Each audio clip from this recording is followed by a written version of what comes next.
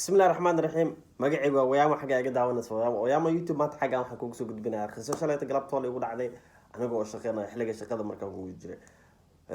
sida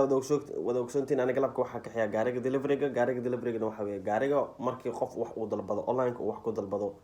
ayaa guriga ugu geeya qofka intuu shaqada ku maqan yahay ama holiisa kale uu haysto so waxaa ka shaqeeya aniga magaalada Gothenburg wadanka Sweden magaalada banaankeeda ayaa joogay xaafadaha magaalada banaankeeda ee baadiyaha ah so xaafadaha baadiyaha marka waa xaafado sida magaalada oo kaleeto u safe ma ahan waa xaafadahaas intuu wadooyinkooda yani hastigeed waxa yani speed waxa lagu socdaa aad u fara badan yani 70 konton 40 meelaas fahmin waa xaafadaha magaalada markaa soo gashid 30 ayaa lagu socdaa so qisada wuxuu ku dhacay sidaan aniga wadada ayaa saan soo galay wadada waa wada jay yani af Soomaalida fahmaysa wadada waa jay wadada sidaan ayaa soo galay wadada marka horteeda waxa guri ayaa xagan ku yaalo inta amal guri ku yaalo gurigaaneeto waxa hor yaala saddexda gaari laba sidaan ay u jeedaan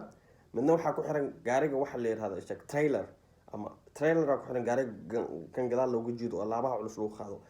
marka aniga saa markaa u socday ilaa markiis waxaan ku socday ugu badnaan 35 kilomitir saacada ku socday so saana oo soo gala wadada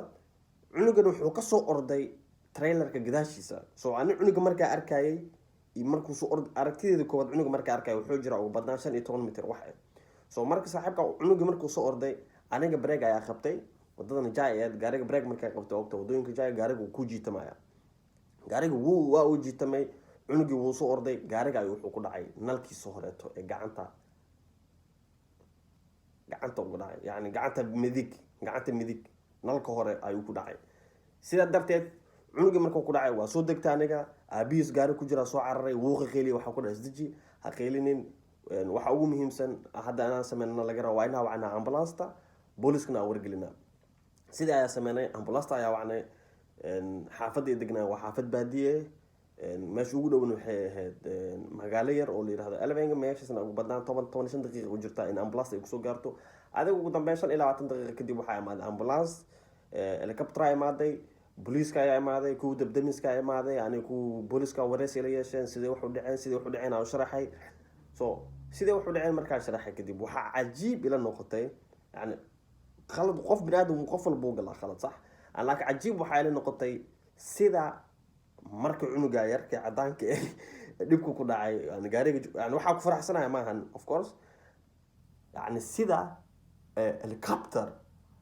meeqa gaari laba gaari police ambulance saddex baawer dabdamis helicopter yani dawladda waxa geliyeen qiimo aad u kacs waa dareem kara aabaha markuu wacay ambulance wuxuu ku dhahay yani wuxuu la hadlay sida cunugiis inuu dhinto oo kale ana dardar cunugina ma dardar cunuga gaariga ku dhacay cunuga dib ayuu laabtay so yani idaacadaha waxa ka maqli jiray yani bulshadii Swedishka ama systemka Sweden waa system cunsuri ee qof xaafada ajnabiga haday wax ka dhacaan booliska uu soo degdego yani haday imaanayaan yani wuxuu ku imaanayaan sid oo maxal la tabar yar yani sida maanta cunugan oo kale markay wax dhaceen xukuumadda helicopter saddex bawr dabdamise ambulance gaari booliis yani intaas kuma imaadaan ay dhahan dadka laakiin aniga markuu ma aaminsanin laakiin xaqiiqda markay dhibku kugu dhaca adiga aaminaysa sax so ana markii shalay uu dhacday qisaas waa yani wax idaacadaha ka maqli jira ama dadka magaalada degan sheegi jireen run ay noqoto yani oo yani cunsuriyada way jirtaa xaafada dadka ajnabiga ay ku badan yihiin yani ka soo qaad cunugaas haduu ahaa cunug muslim ama Soomaali ama cunug kale Carabi ama cunug kale Turki yani of course dhibkaas dhan booliska intaas dhan shidim isoo galeen dawladda fahmaysa laakiin cunug cadaan oo ahay oo reer baadiye oo beeraley dhibka taas waay so insha Allah waxaan rajaynayaa kanaalka subscribe asaari doontid. Peace and love.